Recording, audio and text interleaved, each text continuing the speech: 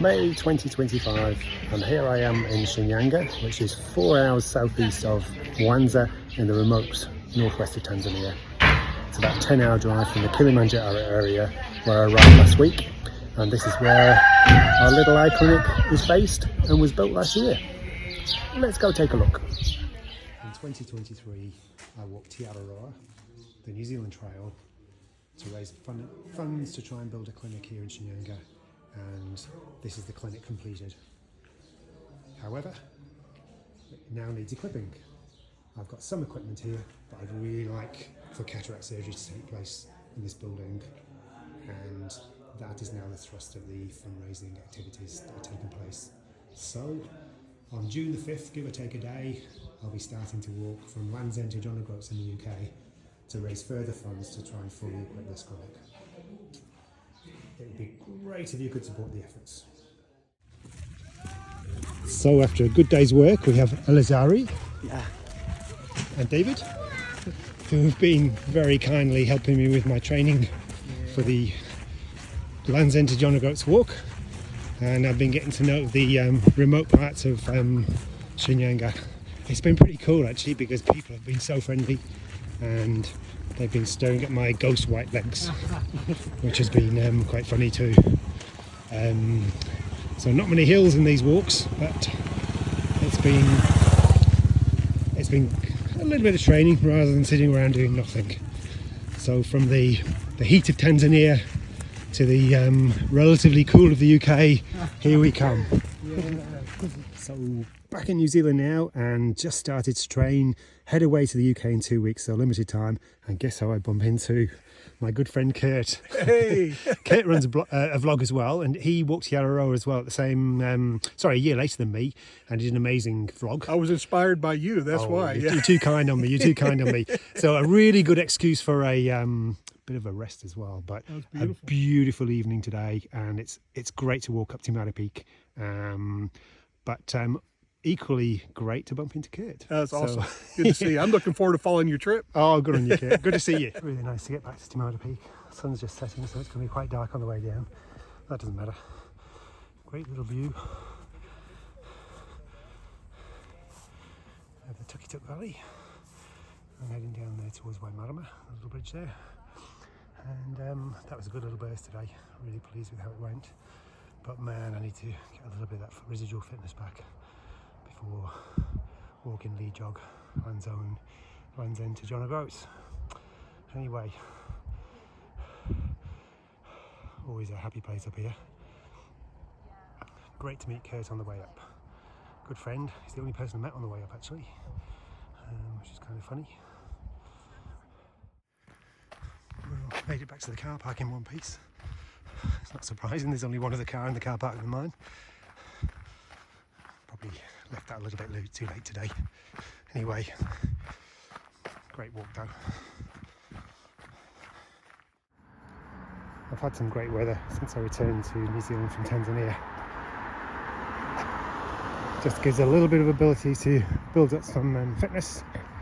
I'm severely undercooked for this walk. But then again, 2 years ago when I walked Te Araroa, I was pretty undercooked too. Nice view of Te Mara Peak, the village of Havelock North at its base. Less than 2 weeks before heading to the UK now. Getting a few butterflies, but really looking forward to it. Just need to remain injury free and hopefully get trail fit as I start the journey. So it's all go. Paulette, fly to Shanghai tomorrow, and then on to London Heathrow and head down to Land's End for the Land's End to John O'Groats walk. Actually, more correctly, Lizard Point to Dunnet Head. Head through Land's End on day 3, and then penultimate day of John O'Groats. The moment of truth, check the pack weight. So here we go.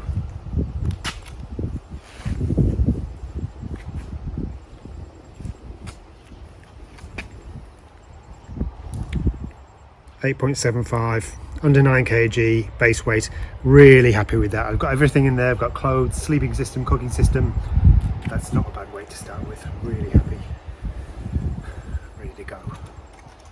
And this is what 8.75 kilograms of backpack and gear looks like. So I've got the sleeping system, at the top,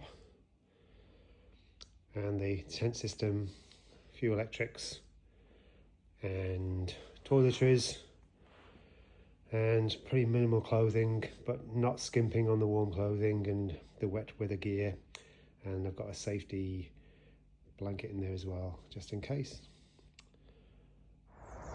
So finally arrived in the UK and spent a few days just relaxing in North London at Cruise Hill near Enfield, and tomorrow is their final day in May, and I head up north to Merseyside tomorrow to spend a couple of days before giving a talk to the St Helens Rotary Group in Merseyside on Monday evening, and on Tuesday morning I'll head down to the South West Coast Path to start the Land's End to John O'Groats Walk, but effectively starting from Lizard Point, which is a few days south of Land's End, and I think I'll hit Land's End probably day 3. And the whole purpose of the walk is to raise money for Eye Care for Africa. We've already raised money to build a clinic in Shinyanga in northwest Tanzania, but now we need to equip it with cataract equipment, cataract surgery equipment, and other appropriate equipment. Glaucoma New Zealand have also jumped on the bandwagon, and they're also raising money. They've set up their own page, which is really professional, and hopefully they'll get a big boost in funds too. So getting quite excited now. I'm a little bit nervous, but hey, can't wait to get started. So this is tonight's accommodation in Penzance. It's the youth hostel, and I'm staying in a tent. There's got to be a joke in there somewhere. So I'm going to be staying in tents just about, well, not most nights, but quite a lot over the next couple of months.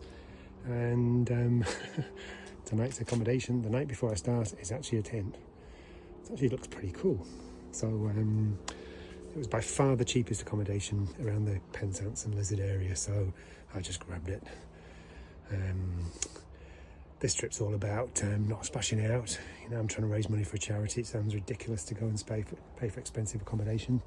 There's even giving your own personal logs with which to light up the log fire. How cool is that?